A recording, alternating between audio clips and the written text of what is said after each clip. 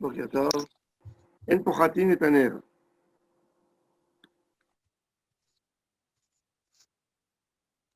מפני שהוא עושה כלי, on n'a pas le droit de faire. Alors on a expliqué que les bougies de l'époque, c'est une boule de, comment on dit, de la poterie, comment ça se dit? La matière, pas de la poterie, la poterie. L'argile. Hein? La suie. Non, de l'argile. L'argile. On prend pas de l'argile, une boule d'argile, et on fait le trou dedans, on fait une bougie. En pochatine etaner. Mipnei שהוא עושה כלי. ואין עושים פחמים ביום טוב. J'ai pas le droit de préparer du charbon yom tov. ואין חותכין את הפתילה. J'ai pas le droit de prendre la mèche. La mèche, elle est trop longue. Je vais la couper en deux. Parce qu'elle est trop longue, j'ai pas le droit. Parce que quand j'ai coupé, j'en ai fait deux mèches et j'ai fait une mèche yom tov. Et ça s'appelle un keli. Ribi, alors, ve'en chotrin ta ptila. Pourquoi? Parce que du moment que je coupe la mèche, ça devient deux mèches. Donc c'est son. Et la Rabbi Yehuda, il était plus cool, il était moins rigoureux. Et il a dit, chotra ba'our. Tu la coupes avec le feu. On va voir quelle est la différence entre un feu et un couteau. Chotra ba'our. Alors la Gemara, elle dit, Mantana de pechitat ner manao. Quand je prends l'argile, l'argile, c'est comme une pâte à modeler. Du moment que je ne l'ai pas mis dans le four, il suffit de reprendre que j'ai formé avec l'argile, de mouiller un peu mes mains et de le refaire en boule. Ça ne tient pas. L'argile ne tient pas, n'a pas une forme de poterie tant qu'il n'a pas séché au four. Bon, il peut sécher à l'extérieur quelques jours pour devenir dur comme les briques. Il faut mettre de la paille, il faut mettre une autre sorte, mais de l'argile, c'est une pâte à modeler. Alors pourquoi ça s'appelle un keli puisque je ne lui ai pas donné une forme finale?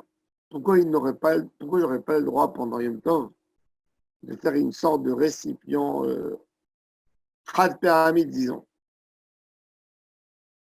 D'ailleurs, la bougie, à l'époque, il était Chad pyramide. Toujours, on l'a jeté, ça. C'était la poterie la plus simple. Comme elle absorbait beaucoup, ça sentait mauvais, on l'a jeté, on la gardait pas. Alors la Gemara dit, Mantana de Peritat Ner Manao, qui est l'auteur de la Mishnah qui nous dit que l'argile, avant d'être dans le four, ça s'appelle déjà un keli. Qui nous a dit ça? La Gemara répond. Amarav Yosef, Rabbi Meir Hi. C'est l'opinion de Rabbi Meir.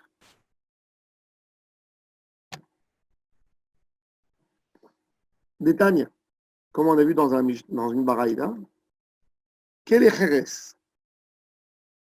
Mais Matai Mekabel Touma.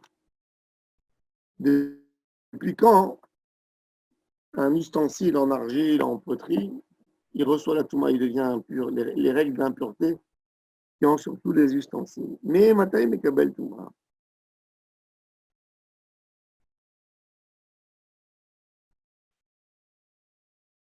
Alors, Mishni Gmera Melachto, dit vrai Rabbi Meir, depuis le moment où j'ai fini la Melacha. Rabbi Yoshua Omer, Mishi Yitzrefo, du moment que je l'ai mis dans le four,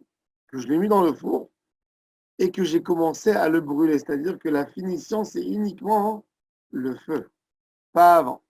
Selon Rabbi Yoshua qui a dit Mishi Yitzrefo, normalement, ça aurait dû être moutard. Normalement, ça aurait dû être moutard. Donc la Gemara, elle dit que notre Mishnah à nous, c'est Rabbi Meir et c'est pas Rabbi Yoshua. Bon, et c'est vrai, la règle est normalement, Stam, il faut le savoir, que quand Stam, le Stam Mishnah normalement, c'est Rabbi Meir. Le plus grand auteur caché des Mishnayot, c'est Rabbi Meir Baal HaNes. Quand tu ne sais pas qui est le premier auteur, regardez, on a ici le Stam Mishnah Ve'en Chotrin Tapetila, oui, dans la Mishnah, oui. Ces quatre mots-là, c'est Rabbi Meir normalement. Rabbi Yehuda, c'est préciser son nom. Mais quand c'est pas précisé un nom, dans la grande majorité, c'est Rabbi Meir. Peut-être ici, la Gemara, elle a posé la question parce qu'elle avait un problème de dire que c'est Rabbi Meir. Au Beth Midrash là-bas. Bon. Et on va voir tout de suite. Regardez, Abaye, qu'est-ce qu'il va dire à Rav Yosef? Amar le Abaye. Donc, Rav Yosef, il voulait expliquer à la Mishnah que notre Mishnah, c'est comme Rabbi Meir et pas comme Rabbi Yoshua. Hein. Comme Rabbi Meir qui a dit que l'interdiction de faire quelque chose, même si ça n'a pas cuit, même si ça n'a pas cuit dans le four, ça c'est l'interdiction selon Rabbi Meir. Et Rabbi Yoshua est moins rigoureux. Mais nous, on est rigoureux parce on est comme Rabbi Meir. Alors la Gemara dit Mimaï, d'où je sais que c'est Rabbi Meir qui dit qu'un nerf, il est toujours important, même si je ne l'ai pas cuit. Si je n'ai pas cuit cette argile dans la. Je n'ai pas fait d'apoterie. Dilma, kan lokam, Rabbi Meir atam, et la. De Chazel qui boulait Bemide. Il a parlé de quelque chose d'important, c'est-à-dire des grands ustensiles.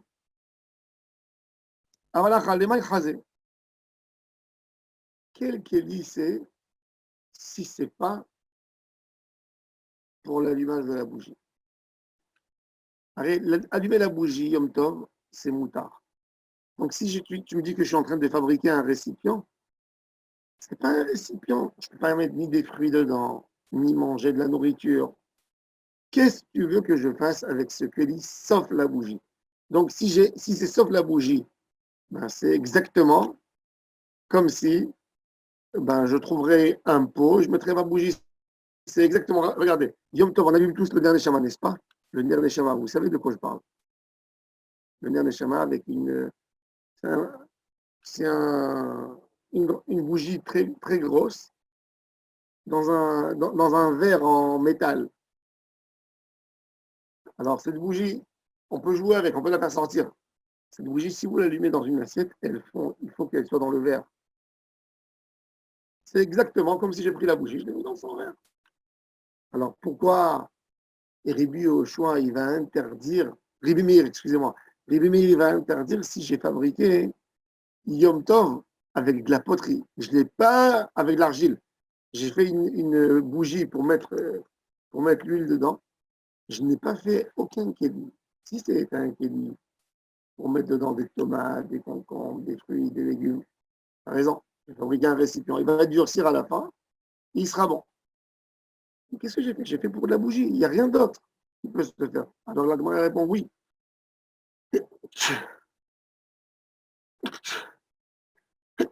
Même ça, c'est un récipient. Quel récipient? Un récipient pour mettre des pièces.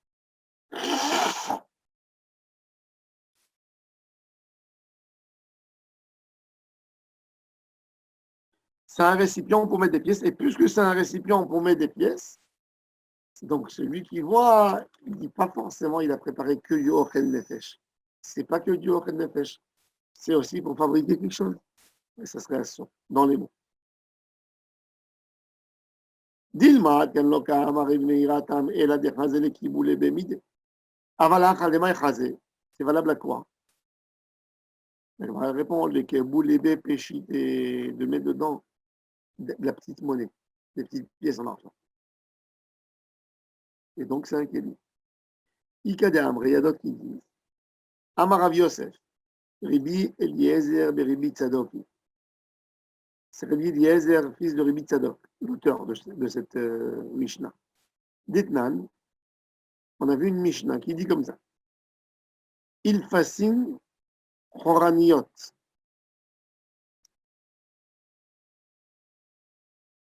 Il fascine Choraniot, c'était des villageois. Ils n'étaient pas comme les gens de la ville. Les hommes de la ville, tu leur amènes une assiette en poterie, ça les dégoûte, ils ne peuvent pas manger là-dedans. Il faut que ce soit une belle porcelaine, propre. Ils ne sont pas habitués. Je me rappelle quand j'ai vu avec... j'ai voyagé avec le Rav Amar une fois aux États-Unis. Et quand on nous amenait vous savez, les Américains, quand ils boivent un bol, le Americano, il est énorme dans un bol comme ça. Il était tellement écœuré de la manière qu'on lui amenait il pouvait plus boire, il buvait rien du tout, il touchait rien. Alors moi, je lui prenais des petits verres, je lui versais dedans et je lui amenais en petits verres. Et là, il pouvait boire. C'est une question, je veux dire, une question de comportement. Alors, la Gemara raconte que il fascine Choraniot, c'était les carottes, qu'on amenait le repas dedans, des gens d'une certaine région. Et qu'est-ce qu'ils faisaient? Ils prenaient des boules d'argile, ils écrasaient, ils faisaient un rond comme une grande matzah, ils lui donnaient un peu ils augmentaient de côté, ils amenaient leur nourriture dedans. Et déjà, même avant de mettre même avant de bien faire ce grand plat, ils mettaient leur nourriture dedans. Alors, alors la Gemara dit, il fascine choraniot, teorot, be'oelamet. Elles ne reçoivent pas de touma. Elles ne reçoivent pas de touma. Pourquoi elles ne reçoivent pas de touma? Parce qu'elles ne sont pas kéli. Si, elles sont kéli, ils utilisent. Alors la Gemara nous dit un chidouche. Si je prends une planche à découper, je coupe dessus, je coupe de la viande dessus, est-ce qu'elle est tahor ou elle est tamée? Alors là, c'est écrit dans la Mishnah de Kélim qu'elle est tahor. Et pourquoi c'est tahor? Parce que qu'est-ce qui reçoit une touma? Si vous vous souvenez, dans le livre de Bamidbar, quand on parle des règles de touma et de tahara, c'est écrit Vechol kieli patouach asher en tzamid patil alav. Tout ustensile qui est ouvert et qui n'est pas fermé avec un bouchon. Qu'est-ce que j'apprends de là?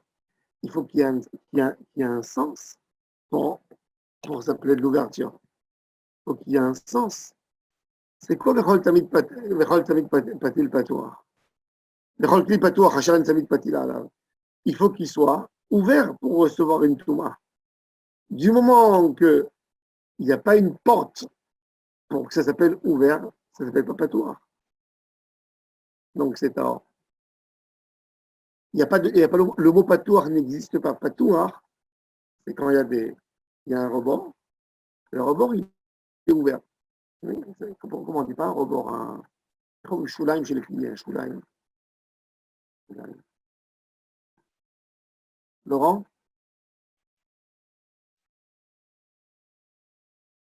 Ouais, Shulaim chez le Kéli. c'est la bordure, la marge. La bordure, oui, la bordure. La bordure du Kéli. Donc, quand la Torah, elle a dit qu'elle a demandé un Kéli patouar, sans bordure, il n'y a pas de Kéli. Quand la bordure est ouverte, c'est pas couvert. Il n'y a pas un couvert, tamé. Mais quand il n'y a pas de bordure du tout, c'est pas un Kéli. C'est pour ça qu'il est écrit que si elles sont posées dans une maison où il y a un mort, et le mort a rendu impur tout ce qu'il y a dans la maison, d'accord. Par contre, par rapport au zav, le zav, dès qu'il a fait bouger des ustensiles, il rend impur le kéli, même si il n'a pas utilisé le kéli. Alors ça, c'est un mébémassa. Pourquoi? Parce qu'on les utilisait même sans graver là-dedans, sans fabriquer une bordure. Vetemeod vemassa azav, sans tamer bemassa azav. Et Rabbi Eliezer ben Tzadok, il autorise tout. Il dit, Af teorot bemassa azav, les filles, shelo nigmera melachta. Tant qu'il n'y a pas eu le travail qui a été fini, qu'on n'a pas fait la bordure, c'est or. C'est-à-dire que pour Rabbi Eliezer ben Tzadok, sous-entendu, qu'est-ce que tu apprends? Alors lui, il parle ici de quoi? De il fascine choraniot, des gens de villageois, comment ils mangeaient. Eux, ils mangeaient dans des assiettes qui étaient faites avec une matière d'argile, avant qu'elle devienne poterie. Mais quand elle est faite déjà, quand le kéli il est fait, même si c'est de l'argile, c'est pas encore de la poterie, c'est déjà tamé. Tout le débat entre Rabbi Eliezer ben Tzadok et, et, et Tanakama, là-bas, dans Touma et Tahora, c'est s'il y avait une forme ou il n'y avait pas de forme. Mais dans la poterie elle-même, est-ce que c'est dur ou c'est pas dur? Est-ce que c'est de l'argile ou de la poterie? Dans ça, on n'a pas parlé. Donc notre Mishnah, elle va selon ce Rabbi Eliezer ben Tzadok, et nous dit que du moment qu'il y a eu un cli formé, c'est à son. Amar le Abaye, et Abaye il explique, il essaie de repousser Rabbi Yosef. Il dit non, c'est pas Rabbi Eliezer ben Tzadok.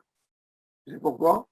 Dilma Adkan, peut-être jusque-là, Lokam Rabbi Eliezer ben Rabbi Tzadok Hatam, que c'est un keli, et là, des chazés et kiboulés de midé, que dans des grands ustensiles, que je peux mettre dans des fruits, je peux amener un plat de riz dedans. Voilà, les mailles chazés. Qu'est-ce que tu fais avec? Alors, il répond la même réponse. Les kiboulés péchité, il peut recevoir dedans des pièces. Tanou Rabanan. En pochatin et taner. On ne fait pas la bougie. Venosin, il fascine choraniot beyom tov. Et on ne fait pas non plus ces plats des gens des villageois. Des Rabban, Shimon ben Gamliel, Matir, il fascine choraniot. Lui, il autorisait.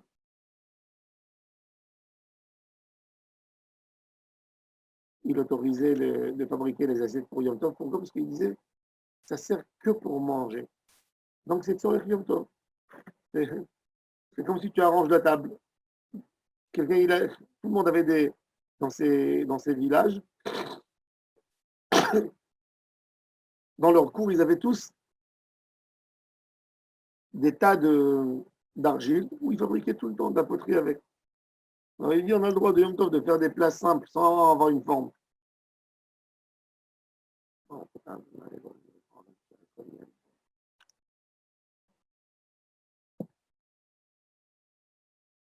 La Gemara dit maintenant, la Gemara dit, Maï Choraniot, Amar Rav Yehuda, Eiraniot. C'est des Eiraniot. La Gemara dit, tu ne vas pas régler le problème. Je te pose la question, c'est quoi Choraniot du langage de la Mishnah? Tu me réponds Iraniot. Je ne sais pas c'est quoi Iraniot. Donc il y a quelqu'un qui vous demande c'est quoi une expression en français, vous lui répondez en latin. Il n'a pas compris ni le français ni le latin. Alors il dit c'est quoi Iraniot? Donc il dit Tsae Haklaita. C'est des ustensiles pas finis. Moitié de travail. Maintenant, on vient parler de la deuxième halakha de la Mishnah. On n'a pas le droit de préparer des braises pendant Yom Tov. Et pourquoi? Pourquoi on n'a pas le droit de faire des braises Yom Tov?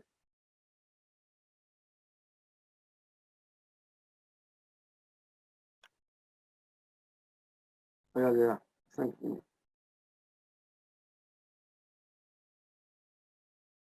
Ve'enosin pechamim. La Gemara pose la question, Chita, les mailles chazés. Qu'est-ce que je vais faire avec le charbon pendant Yom Tov? Vous savez, faire du charbon, on ne fait pas 1 kilo de charbon. Il ne faut pas du bois. Faire du charbon, c'est de prendre des grandes poutres, les mettre dans la chaleur, sur le feu. Et quand le feu a bien attrapé, ils ont bien séché, là je coupe et je le garde comme charbon. Où ils utilisaient à l'époque le charbon surtout, moins pour la cuisson, plus pour le bain. Pourquoi pour le bain? Pour le bain, il fallait chauffer les baignoires. Et les baignoires étaient toujours dans des chambres fermées, bien fermées. Les hammams. On avait peur que les gens étouffent de la fumée. Donc il fallait toujours avoir du charbon et pas du bois pour ne pas avoir de la fumée. Le bois, il fait sortir de la fumée. Pourquoi? Parce qu'il y a toujours un peu d'humidité dedans. Donc, il est dangereux pour celui qui est dans le bain. Il fait de la fumée, il peut étouffer. Mais le charbon, toute la fumée, il n'y a plus d'humidité, donc ça ne fait pas de fumée. Ça chauffe. Donc, surtout pour les bains, on utilisait toujours, pour les hammams, pour chauffer les hammams, on utilisait toujours du charbon et pas du bois. Alors, la Gemara dit, il faut, d'abord, quand tu fabriques du charbon, il faut une grosse quantité de bois pour faire du charbon. La Gemara ne comprend pas pourquoi l'homme, quel est son intérêt de faire du charbon Yom Tov. Tu vas cuire ton plat, cuis ton plat avec le bois que tu as. Ton four, il est toujours dehors, il n'y a pas de problème, il n'envoie pas de fumée dans la maison. Pourquoi tu as besoin de faire du charbon? Là, la Gemara répond, il le fait pour les gens qui chauffent les bains pour Yom Tov. Les Bobayom, j'aurais pu penser que j'ai le droit de faire, comme j'ai le droit de me doucher dans de l'eau chaude Yom Tov, j'ai le droit aussi de fabriquer du charbon pour chauffer le bain pour Yom Tov. Ou Bobayom, on a dit, ok, Bobayom Isharé, est-ce que j'ai le droit, est-ce qu'on a le droit de chauffer les bains Yom Tov? Que on sait qu'ils ont fait une xéra Yom Tov de ne pas chauffer de l'eau spécialement que pour Yom Tov. Parce que imaginez-vous un homme qui prépare son bain Yom Tov. Dans tous les quelques maisons, il y avait un bain. Si tu autorisais aux gens de préparer les bains pendant Yom Tov, il n'y a plus de Yom Tov. Ça demandait une grosse préparation. C'est pas comme aujourd'hui, tu appuies sur la minuterie et tu as de l'eau chaude dans la chaudière en 2 minutes. À l'époque, c'était un sacré travail. Il fallait déjà bien nettoyer le bain, amener les serviettes, préparer tous les ustensiles que les gens utilisaient pour faire du massage dans le bain, les cuvettes, les nettoyer, utiliser de l'eau, amener du bois, mettre la température exacte qu'il fallait. Il fallait déjà chauffer l'eau, il fallait chauffer l'endroit où les gens sont là-dedans pour ne pas qu'ils attrapent froid. C'est tout un travail. Alors, à l'époque déjà du Talmud, ils ont interdit de préparer les bains pour Yom Tov. Si le bain il est chaud, tu as le droit de rentrer, mais tu n'as pas le droit de mettre tout en ordre pour te baigner Yom Tov. Il faut savoir que les gens aussi à l'époque, c'est pas comme aujourd'hui. Aujourd'hui, un homme, il va se doucher tous les jours. Parce qu'on prend une douche. Une douche, c'est pas une chaleur. Et le bain faisait plaisir pour aller au bain. On faisait le bain une fois par semaine. Il y avait des gens qui allaient une fois par 2 semaines. Comment ils se nettoyaient tous les jours avec, comme vous avez l'habitude en France. Un gant de toilette, tu le trempes dans de l'eau chaude et tu le passer sur le corps pour enlever la transpiration. Ils allaient au bain une fois par semaine. Je dis, ok, Yom Tov, tu peux te priver du bain, c'est pas si grave que ça. C'est pas une douche. Et une douche, c'est toujours moutard, même dans ce qui est écrit dans la halakha, c'est dans ma série de Berachot. Loïc connaît Adam le merhatz, l'ifna mincha, ne pas rentrer au bain avant mincha. C'est pas dans une salle de bain d'aujourd'hui que je prends une douche. C'est dans le bain de l'époque. Si j'ai envie de me doucher aujourd'hui avant mincha, je suis en été, je sens que les habits sont collants, j'ai chaud. J'ai envie de prendre une douche pour me rafraîchir. Il n'y a aucun problème. L'interdiction était à l'époque que les gens allaient au bain. Quand un homme il allait au bain, c'est pour lui un moment, il fallait, il fallait se masser, vraiment prendre 2 heures, 3 heures. S'il allait au bain, il a rencontré son ami, c'est encore mieux, ça va rester là, il va rester encore 1 heure, tu peux ajouter. Les gens étaient là pour transpirer, ils avaient les serviettes, ils buvaient leur soda dans le bain, ça parlait, ils attendaient que le corps, il évacue toutes les saletés, etc. Et l'homme, il pouvait traîner au bain 2 heures, 3 heures. Alors on lui a dit, ne rentre pas dans le bain avant Mincha pour ne pas que tu oublies Mincha. Aujourd'hui, une douche, c'est pas ça. Alors ce bain, il était interdit de le préparer aussi Yom Tov. Kede Amar Rava, comme il a dit Rava, qu'est-ce qu'il faisait pour eux? Il y avait des gens qui rentraient les Asies ils allaient dans des bains d'égoïne. Il y avait 2 étapes. À l'époque, quand tu allais dans le bain, tu te posais la question, le responsable à l'entrée. Il dit, tu veux payer pour quoi? Uniquement pour transpirer ou aussi pour utiliser l'eau pour te baigner? Non, je veux que transpirer. Les gens, ils rentraient dans le sauna, des saunas secs ou humides, où les gens étaient assis, ça parlait. ils buvaient une boisson, et ils étaient là pour transpirer, pour évacuer la chaleur qu'il y a dans le corps. Il faut savoir que la Gemara, elle dit, que pour un jour d'été, les gens ils pensent qu'ils vont rafraîchir leur corps. Comment? Ils vont boire de l'eau glacée. L'eau glacée, c'est très mauvais pour la santé. Même en été. Pourquoi? Parce que quand tu fais rentrer du froid dans du chaud, imagine-toi, c'est exactement ce que tu es en train de faire quand tu as une barre de fer ou du bois ou du charbon qui est chaud. Tu verses dessus du froid. Qu'est-ce qui se passe? Il explose. Si j'ai du verre, ça explose. Ce que tu es en train de faire dans ton corps quand ton corps est très chaud, et tu lui donnes du froid, tu abîmes les membres internes. C'est pas bon. Pas rien que ça. Et l'eau, comme elle est glacée, le corps à l'intérieur, les membres, ils ne sentent pas, ils ont reçu qu'un coup. Ils ne sentent jamais qu'ils ont enlevé leur soif. Et c'est pour ça que de l'eau froide, ça donne soif. Par contre, si tu vas boire du chaud, tu vas faire sentir. C'est vrai qu'au moment même, tu ne vas pas sentir que ça a refroidi ton corps, mais tout doucement, la Gemara a dit, la chaleur, elle fait sentir les autres chaleurs. C'est pour ça que, par exemple, les Juifs du Maroc, en été, ils boivent toujours la menthe, un thé de menthe.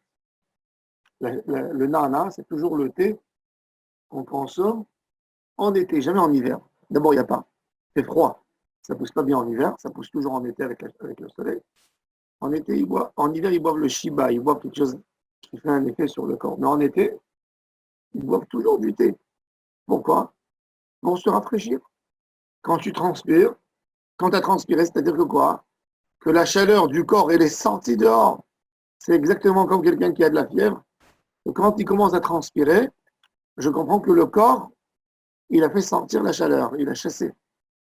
Donc quand quelqu'un il transpire, c'est le meilleur moyen pour refroidir son corps à l'intérieur. Alors il dit, alors les gens, ils allaient à l'époque aussi dans les bains pour transpirer. C'est-à-dire transpirer, c'est pour refroidir le corps après un moment. Encore, il est bien, il est bien. Il ne garde plus la chaleur en lui. Alors, les gens, ils rentraient pour transpirer. Achanami, les Asiya, des Kodem Gzera. Après, Chachamim, qu'est-ce qu'ils ont dit? Ils ont dit que les gens, au début, dans ça, ils n'ont pas interdit de transpirer, d'aller de rentrer dans le bain pour transpirer. Mais après, ils ont dit que les gens, qu'est-ce qu'ils faisaient? Ils allaient au hammam des goyim. Il y avait des goyim partout. Ils allaient au hammam. Ils disaient, je rentre que pour transpirer. Après, ils trouvaient le moyen pour se salir un peu avec du savon et ils rentraient dans l'eau pour se nettoyer. Ils n'ont ni transpirer, ni se baigner. Et là, il s'agit avant le Gézéra. Alors on a dit, et non, c'est une on ne prépare pas du charbon pour le bain. On va expliquer maintenant la dernière phrase de la Mishnah.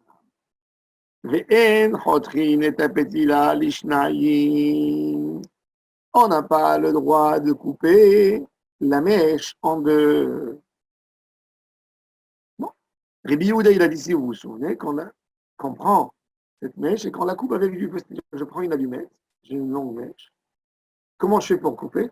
Je fais comme si j'allume avec ma bougie.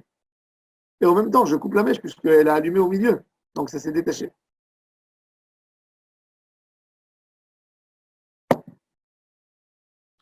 Alors la Gemara, elle pose la question, dis-moi toi, Rabbi Yehuda, en quoi c'est différent si j'ai coupé ma mèche avec du feu ou si j'ai pris un ciseau ou un couteau pour couper?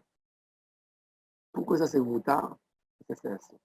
En quoi ça serait moutard et en quoi l'autre il serait assaut? Maïch nabesakin, deno kametaken.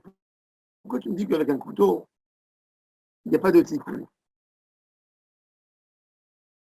Je tourne la page.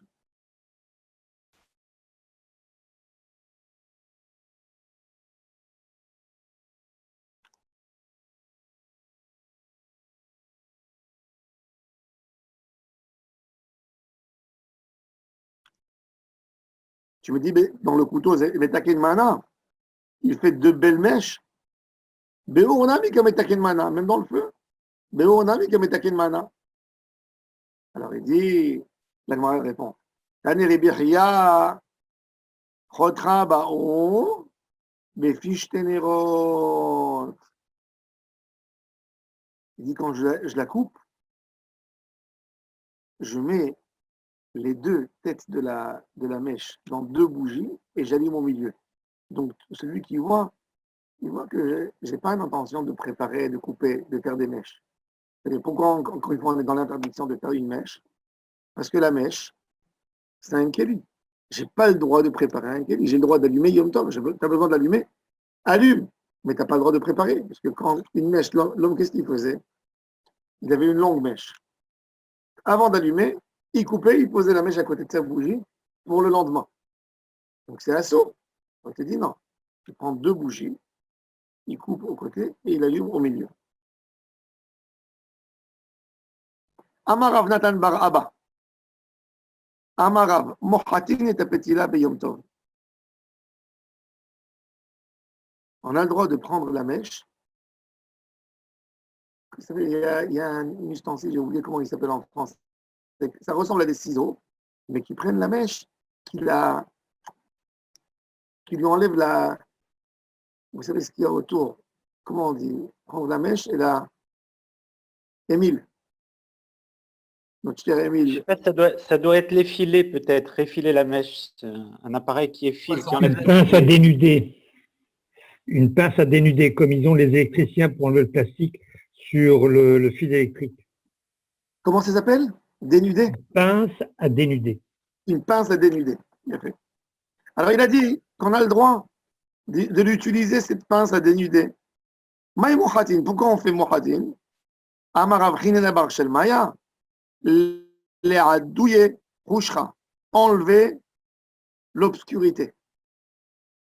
Dans la flamme, quand la mèche elle est bien sale, il y a du charbon comme ça à côté, ben la flamme elle n'éclaire pas bien.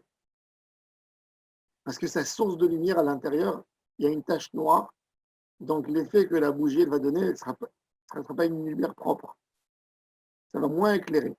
Donc je prends cette pince à dénuder, j'enlève tous les morceaux noirs et je la laisse bien, la mèche, et là elle éclaire mieux.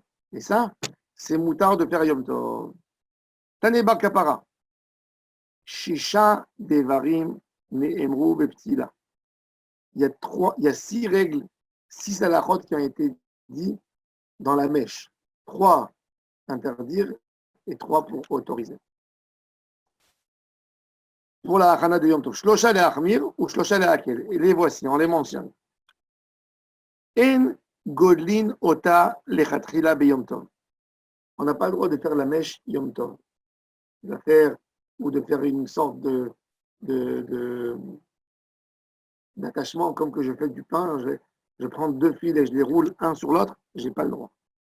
Ve'en me'avhevin ota ba'or. Que les gens ils font, on allume toujours, comme quand on fait dans les bougies de Hanouka, on allume la mèche pour la préparer, pour qu'elle tire déjà l'huile et la rendre propre. Et après, je l'éteins et je lui enlève tout le noir qu'il y a à côté pour la préparer, pour qu'elle soit bien allumée. Aujourd'hui, on ne connaît pas ça parce qu'on n'utilise plus les flammes. On a le gaz, on a l'électricité. Mais à l'époque, tout le monde faisait ça. Et on n'a pas le droit de la couper en deux parce que ça fait un kéli. Ça, c'est les 3 choses qu'on n'a pas le droit de faire. Et c'est quoi les 3 choses qu'on a le droit de faire? Mais ma'acha bayad. On a le droit de prendre cette pince, sans pince sans la pince, on a le droit avec la main de prendre la mèche et de l'écraser. Veshora bashemen. J'ai le droit de bien tremper dans l'huile pour qu'elle absorbe bien l'huile. C'est-à-dire que l'huile soit imbibée en elle. Et j'ai le droit de la couper avec 2 bougies pour avoir la quantité de la mèche que j'ai besoin. Bon. La Gemara, puisqu'elle a dit des choses de Rav Nathan Bar Abba, elle a dit d'autres choses qu'il a dit qui ne sont pas liées à notre Mishnah. Rav Nathan Bar Abba Amara a tiré Babel, Yordé Giinom. Les riches de Babel, ils vont descendre tous à l'enfer. Et pourquoi il aura souhaité l'enfer? Parce qu'il ne donnait pas la tzedaka. Et la Gemara raconte une histoire.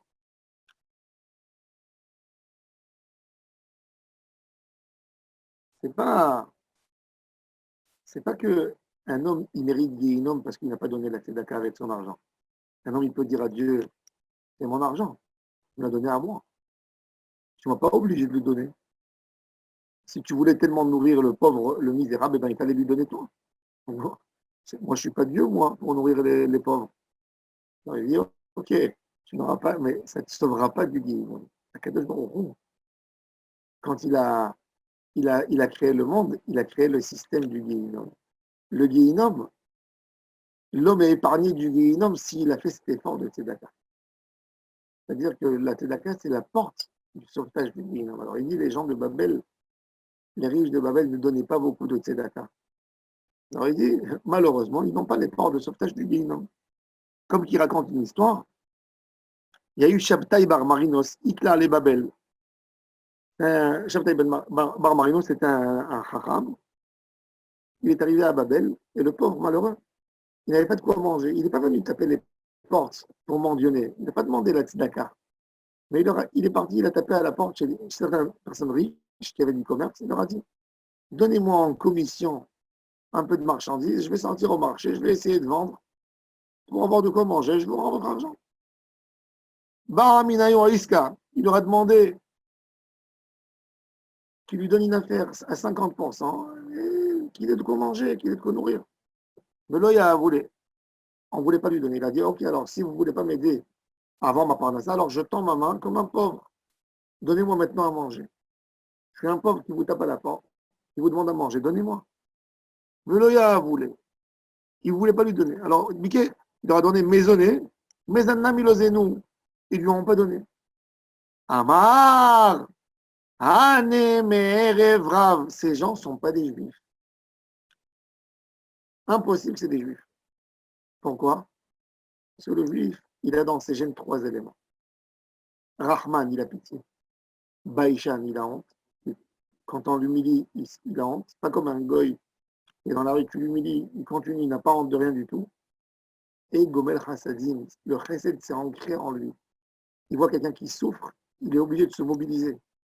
Il se mobilise. Il se mobilise. Regardez la mobilisation en Eretz Israël maintenant, avec ce corona, comment les gens ils vont se mobiliser pour amener chez les vieux des cartons et des choses. C'est incroyable. Ils ont montré même dans la télévision française le chesed qu'ils font pour les vieux. Ça n'existe pas. Ici, comme en France, que en mois d'août, il y a 10 000 vieux qui vont mourir chez eux à la maison. Ça n'existe pas.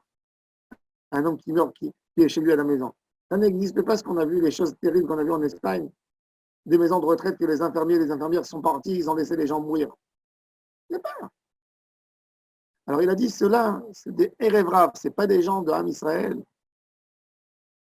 Dirti, Venatan lecha rachamim, verichamecha.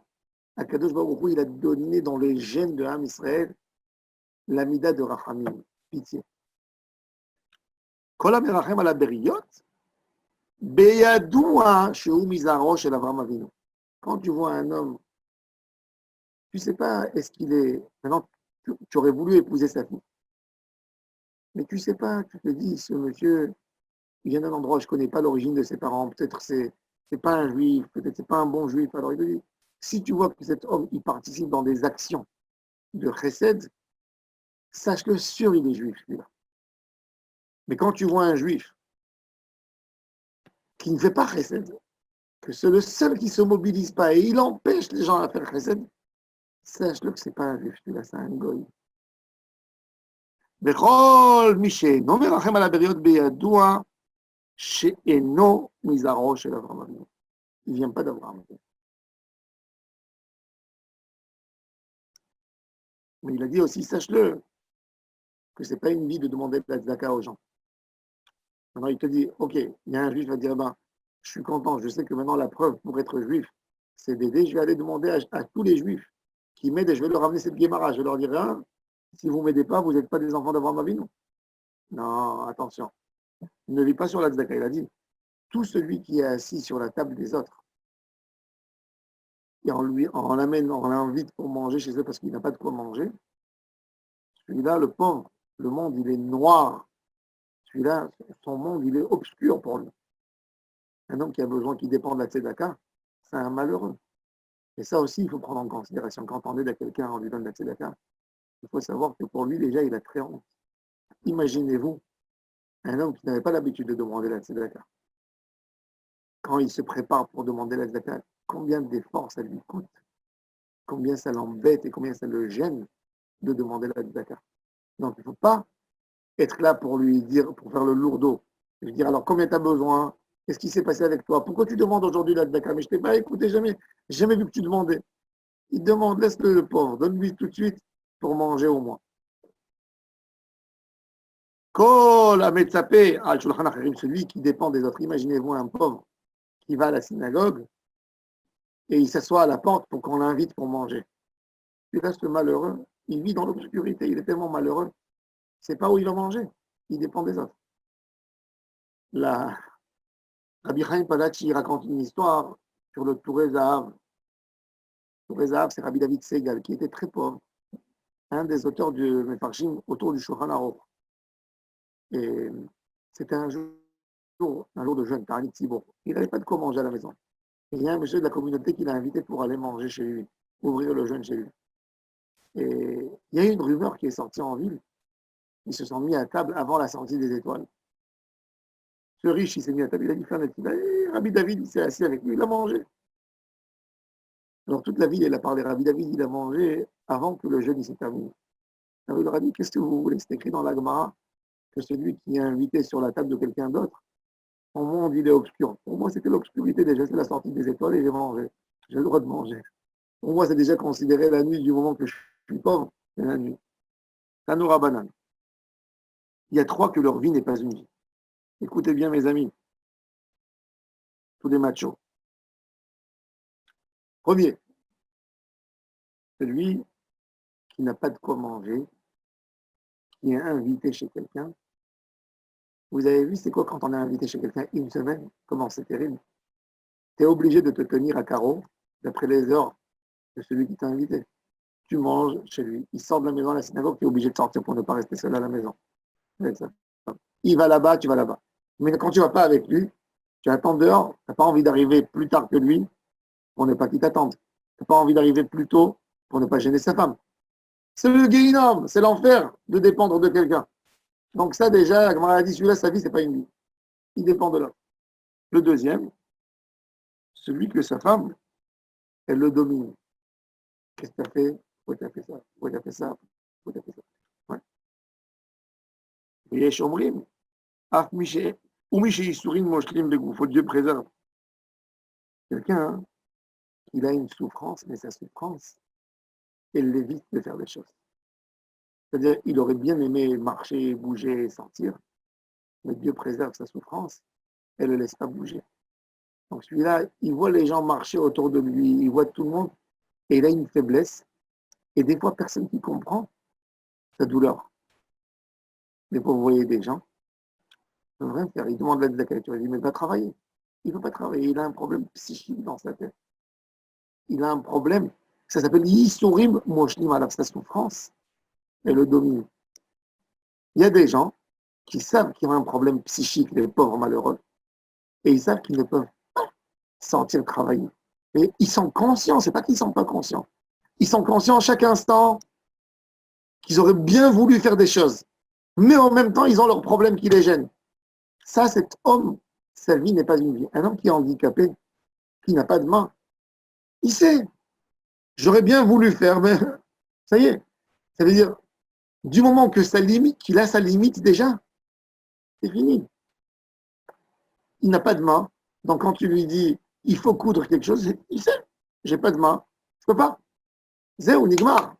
Mais quand quelqu'un il a ses mains, il a ses pieds, et il a un problème dans sa tête, et il sait que ce problème l'empêche, celui-là, toujours, il aurait envie de faire.